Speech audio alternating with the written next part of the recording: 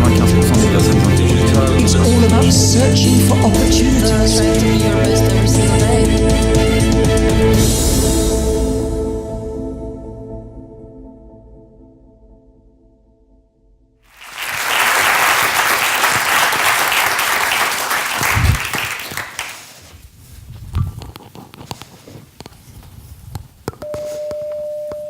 Hierher, meine Herrschaften, alles hierher. Jedem seinen Schlager, jedem seine Lieblingsmelodie. Wer die Wahl hat, hat die Qual. Sie brauchen nicht mehr zu wählen. The sound of music. Guten Abend, meine Damen, guten Abend, meine Herren, guten Abend, im Abend. Servus, bitte. Es ist eine Oase hier in der Vollpension. Die Grundidee war, wo gibt es die beste Mehlspeise? Nicht beim Sacher oder in der Kurkonditorei, sondern bei der Oma oder bei der Tante. Alt und jung zusammenbringen und zwar mit Süßem. Das haben sich zwei Wiener Designer vorgenommen. Ihr Studio in der Maria-Hilfer-Straße machen die Gebrüder Stitch kurzfristig zu einer Vollpension, wie das Projekt heißt. Seniorinnen bereiten dort ihre besten Mehlspeisen und Kaffee zu und jeder, der will, kann kosten, diskutieren und sich Rezepte und auch Lebensweisheiten holen. Normalerweise produzieren Michael Lanner und Moriz Piffl, besser bekannt als Gebrüder Stitch, hier ihre Öko-Jeans. Von Hand gefertigt, versteht sich.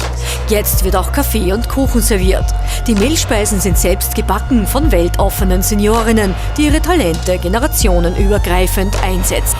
Jung und alt zusammenbringen. Älter. Jung und älter. Auch Alte. Auch Alte können ja auch. Ja, aber es gibt ja keine Alten. Es gibt Ältere. Ja, ich habe mein ganzes Leben nur dann nicht so ein schönes Klima gehabt in einer Arbeit. Die werden auch mit Liebe gemacht, also die Mehlspeisen werden jede für sich, eben, die werden nicht maschinell hergestellt wie am Fließband, sondern jeder Kuchen bekommt ein bisschen Liebe und deswegen schmeckt man es mit Sicherheit auch raus. Das ist ja ganz was Besonderes, wenn man nur dazu aufgefordert wird, aus seinem Leben etwas zu erzählen. Ein Foto, Hillary Clinton hat sich persönlich bedankt und die war sehr, sehr nett, muss ich wirklich sagen, weil das macht nicht jeder Staatsmann, dass er sich persönlich für das Service bedankt.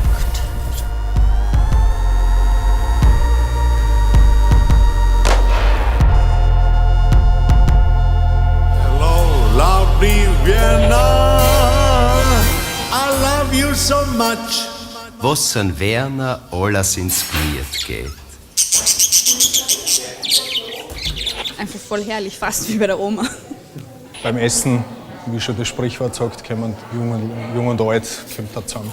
Kochen ist ja doch irgendwas, was wieder verbindet. So gemütlich es an den Tischen zugeht, hektisch kann es in der offenen Küche werden. 6 Pensionistinnen und ein Pensionist teilen sich die Dienste, sind angestellt, nicht nur, weil sie so gern backen. Jetzt, wo alles so teuer geworden ist, haben wir gedacht, du musst was machen. Das geht so nicht, die kommen nicht mehr aus.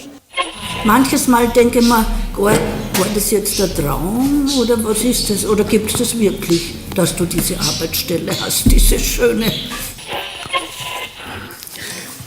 Moriz Piffl.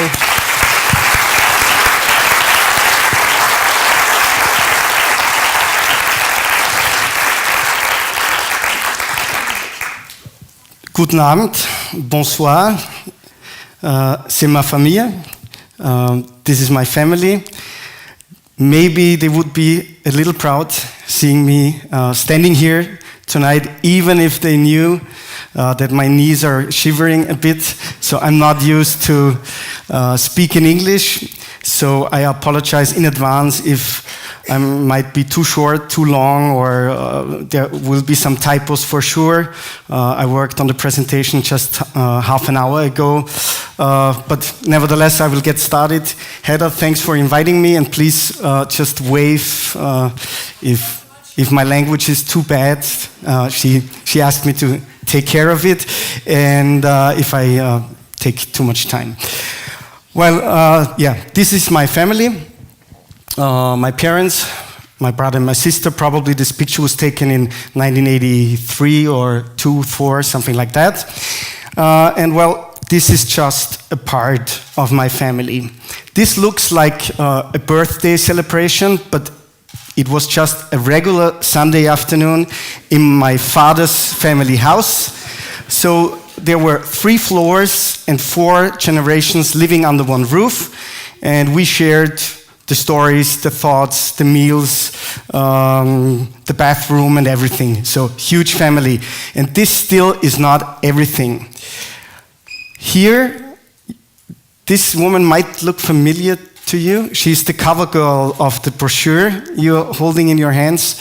And it's my mother's mother. She's living in another area of Austria, in Salzburg. She's 82 now, and she is still running a little hotel, a restaurant. She's standing in the kitchen every day, and I spent my childhood in those 2 houses with a lot of family around.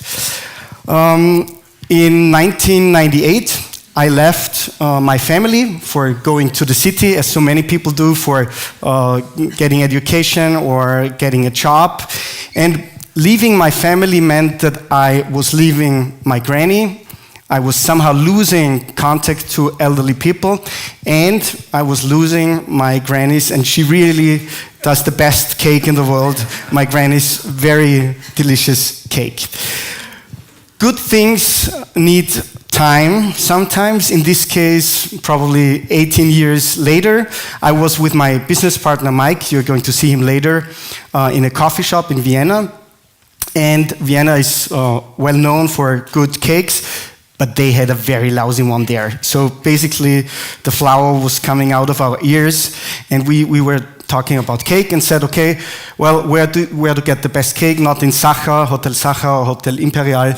It's at your granny's or aunt's place. So we had the very simple idea, why not doing an intergenerational coffee shop where old people are doing their best recipes and youngsters come as guests. And so the idea went to our box for good ideas we might be doing someday. A couple of months later, a friend of ours told us that Vienna Design Week, they do have a social design call. And so we just wrote the idea together and applied there. And something bad happened for us. They wanted us to do it, and we had very little time. And so we had the challenge how to make the concept true in 30 days. And basically we needed grannies, we needed interior design, and we needed some guests.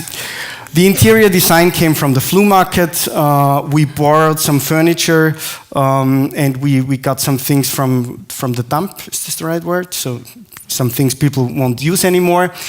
And let's focus on the granny part. So we thought in cities there are many old people who have plenty of time, who are bored, and so we thought if we put some flyers to the grocery stores, everybody's going to call us, yes, I want to do bakery and I want to talk to young people. And we put the flyers everywhere, and what happened was nothing, okay? So we did some PR work.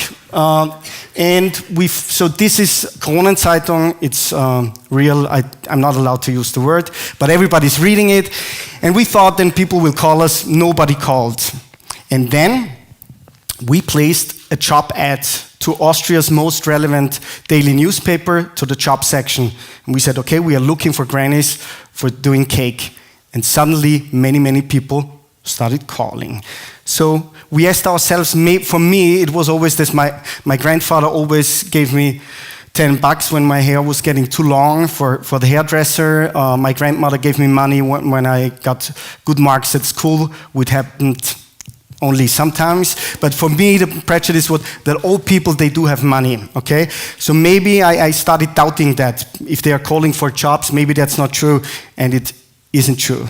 In reality, in Austria, we do have 8 million people, and 600,000 of them are elderly ladies living alone, okay? Some of them are quite isolated, don't have a meaningful activity anymore, and little contact.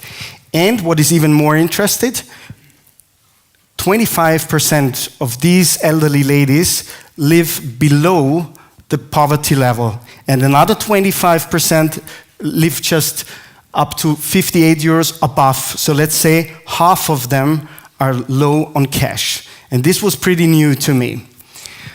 Okay, so we put everything together within 30 days, and what happened? People just loved it. So the place was full every day. It was just a 10-day project. The thing exploded on Facebook. After those 10 days, we had, I don't know, something like 3,000 or 4,000 fans. People loved it. When we closed down, somebody launched a Facebook group, Save the Vollpension. So somehow we were doomed of doing it again. This was in 2012. What happened since? Now I mixed it up, the order. So why does it make sense what we've been doing? Of course, creating meaningful activity, bringing young and old together, and creating mini jobs. 400 euros sounds like nothing to us, but when you have got a pension of 800 euros, it means that your free capital triples or get 5 times higher, so it makes a big difference. And we had quite some media attention with the project, and we made it to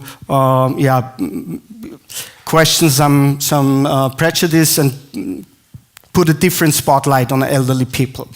What happened since then? We did the pop-up version four times so far. We created a mobile setup, and Granny went on tour to all over the country with the mobile setup. And from the very beginning, it wasn't really planned being a business, but from the first time we did it on, we had the dream of finding an entrepreneurial team, doing it and bringing it to the next level. And right now, when we are speaking, I'm very proud to announce that we are going to open the first permanent restaurant very soon, backed and made possible by impact investors' money. And so this is the team, and right now the place is under construction. It looks like a mess, but it will be very cool and opening in 2 months. And everybody who is coming to Vienna, please come to Vollpension for having the country's finest cake. So what does it take for starting a company? And at this point, I'm asking you for your support. So please, and I'm going to tell you whom, please, a part of you, I want you to stand up. So everybody who is in education or employed, please get up now. So only stay seated if you are an entrepreneur, a privatier, or royal. And everyone else, please stand up. So now, please keep standing. If you once in your life had an idea, a business idea, or once dreamt of doing something on your own or starting a business, if this is the case, stay standing. If you never had any kind of creative business idea, sit down. Okay, still some of you are standing. So please keep standing, it's not over. Just give me a minute. The entrepreneurial 5, what does it need for founding a company? We all know it's funders equity. In German we say, ohne Geld kein Musi, we need some cash. Industry expertise, you need to know exactly what you're doing. Business plan, without a plan you can do nothing. Legal framework, you've got to do your homework, and I'm a marketing guy, you need targeted marketing strategy. So, this is the last part of the exercise. You or everybody who's standing had an idea once, but did not realize it so far. If you were missing one of these things and didn't realize your idea because one of these things, please get seated now. If this was what kept you off doing it, please get seated.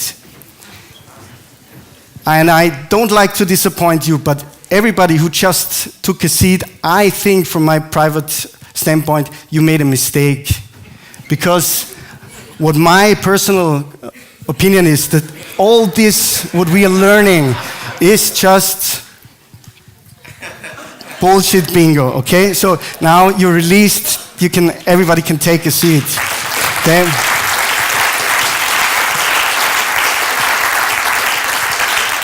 So what is our strong belief and our learning for the last couple of years is that you should just, if you want to do something, you should just focus on the idea. Issue number 1, founders equity.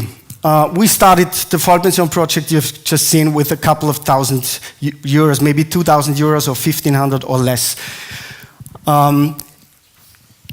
we all have got our lifestyle. I used to have quite an expensive lifestyle too. So if you want to do something, return the leased car, forget about holidays for years, stop the expensive living, and use the cash you've got for just doing what you want to do. And 10,000 euros should be enough for just getting things started. Industry expertise. If you know something well, there are always 1,000 reasons for not doing it. So the experts can only tell you why you shouldn't do it. So don't listen to them. And having no clue of what you're doing is a great opportunity and a chance for doing things in a different way, which is as well called innovating, okay? So this is a chance, it's not a problem. So this sounds pathetic. It sounds very pathetic, but I ask you, what is it worth getting up in the morning if you're not proud of what you're doing every day? And this, I will tell you later about my personal experience, so I really mean it. Business plan. If somebody right now is working on a business plan, you better stop, because writing a business plan basically means you produce a phone book full of words and write about something you have no idea of, okay? Because, so you should start first and see if people really need what you're doing, and then you can write about it. The same is true for the legal framework, okay? So don't give whatever, so don't care about it, just start doing it.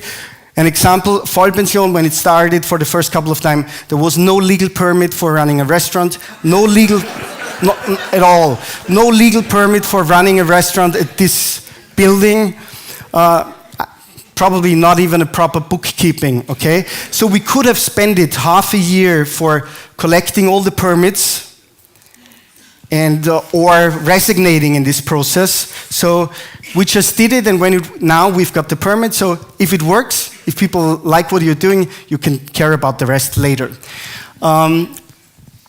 So the last point is target group marketing. Marketing is something, and market research is something for people with money. If you don't have money, don't worry about market research or target groups. Just do what you want to do. And if you really love it and do it in a way that you love, other people might love it too. Okay? And the power of passion can be stronger than the power of marketing. And if you start marketing, other people always have more money than you have. So what you really need from our conviction is an awesome idea. You've got to really want what you're doing. You need some passion. You need to be ready to suffer. So I'm living, and I had a good income. I'm living in a shared flat. I'm by far the oldest, living together with 5 students, and still have got a lousy income, but I don't care, okay?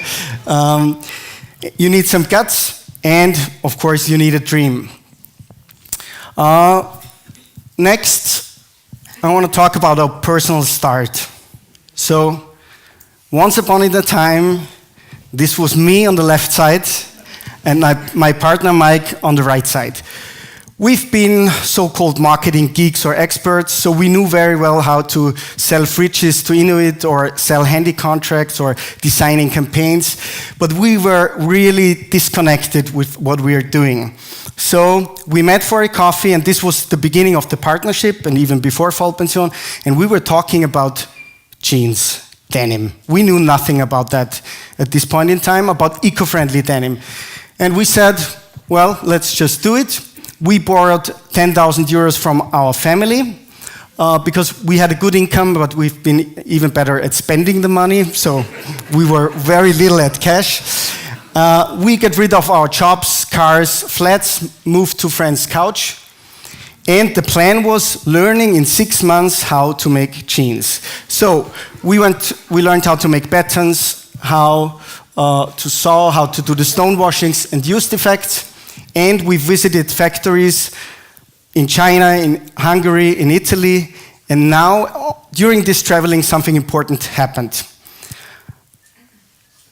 I realized that this is really a very, very nasty business. Okay, textile in general is nasty. It starts at the plantage where thousands of liters of water get wasted. Toxic sprayed during the workers are on the field. Those guys are working there 6 or 7 days a week, lousy payment, working 10 to 12 hours. Low working security and income working security, it's the same all along the value chain, at the spinning, at the weaving, at the confection. We all know the stories of roofs literally falling on people's heads. So textile, it's a bad business. We don't really pay the real price for our textiles. Other people and other ecosystems are paying the real price. That's true for every textile. Jeans is even worse. When the denim comes from the weaver, it's dark blue. When we buy it, it's bright, okay? We've all heard about the blue rivers in China, about the sandblasting causing lung cancer. So when we started, we knew nothing about that, but we learned. So we said, okay, we want to do it in a way where the clients pay the real price. So the denim that I'm wearing today, it costs something like 400 euros, and it's created by people with no fashion background and no clue. But it's the real price of this garment that I'm wearing, which was produced eco-friendly in Vienna. So we started, and after 6 months of traveling, living costs, we had very little money left. So we did the store interior with just things basically we found or friends didn't need any longer. And the plan was, after 6 months learning, starting the store. Marketing budget was left 500 euros. So we bought a button machine. You can find some of our buttons at the entrance. And we printed flyers for the opening party. And we just did what we like because we love partying. So we said, okay, when we start, we're going to do a cool party. We just invited Viennese crowd. And everybody came, and again, what happened? People really liked what we were doing. And at this point in time, we had really, in 6 months, you cannot learn it, how to do it. We didn't know that at the beginning, but now we know. We knew nothing about jeans. So a couple of years later today, this luckily changed. And we were very proud of what we were doing. And at this point in time, we had a clear vision. The vision and the idea was the dream, creating the coolest jeans factory on earth, an eco-friendly role model factory in Vienna, and starting up with concept stores, okay? But how the hell should we get there? Because selling and producing 100 jeans is a completely different game than selling, let's say, 100,000. So we started thinking about how it could be done, and we ended up with the need of 2 million euros. 500,000 euros for creating the super factory, and another 1.5 for opening up the first couple of shops. And so we said, okay, we cannot do it. Who is giving 2 million euros to people with no idea of what they're doing, and with very tiny little turnovers? And there are some people on the investor side as crazy as we are. Hedda is among them. So what happened is that we got the 2 million. It's impact money, and I don't know if we can really make it. I can just promise you that we will, or we are working very hard on getting there and making the dreams come true. Impact investment. Hedda, how is my time? How am I? Okay, I'm going to speed up. We heard the term impact investment. What is it? It's not just another asset class. And Hedda asked me for using nice language. Here, I cannot keep it. So we all are aware of the fact, let's face it, the planet is moving in a very bad direction, and we are really screwing Mother Earth. And everybody here knows it. Everybody knows it, that it's going in a very bad direction. We could talk for hours about what's happening on the planet right now, but it's sure that our children's children will not see the world as we know it today if things stay the way they are. And everybody knows. And it is good that there are some rich people who are donating money. The rich people donate 1% of their money for doing good. And basically, it's buying time. Very little time, but it's buying time. what happens with the other 99% of the money that we do have? And when I say rich, I don't mean the super rich. I mean everybody who is saving, having some savings or having a little share of a hedge fund or whatever. The other 99%, we do invest, okay? And these investments do something to the planet. Behind every negative externality, behind every bad thing, pollution-wise or social-wise, at the end of the day, there is a company using the money that we invest, doing it, okay? And my message for today is 1% of our money is not enough for saving the planet. We do need the other 99%. So for letting the planet have a chance, we need to shift all the money that we are investing conventionally to funds, hedge funds, to responsible investments, because the donated money is not enough. And that's, from my perspective, the basic idea of impact investment. So, yeah, let's change the way we're talking and thinking about investments. And yeah, well, I didn't get a good starting point, but basically, this is my message. And one last sentence. P.S.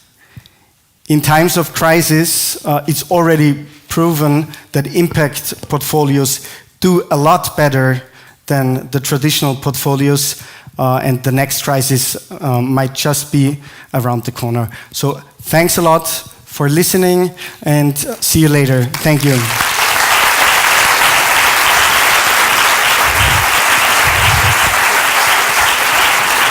Nice one.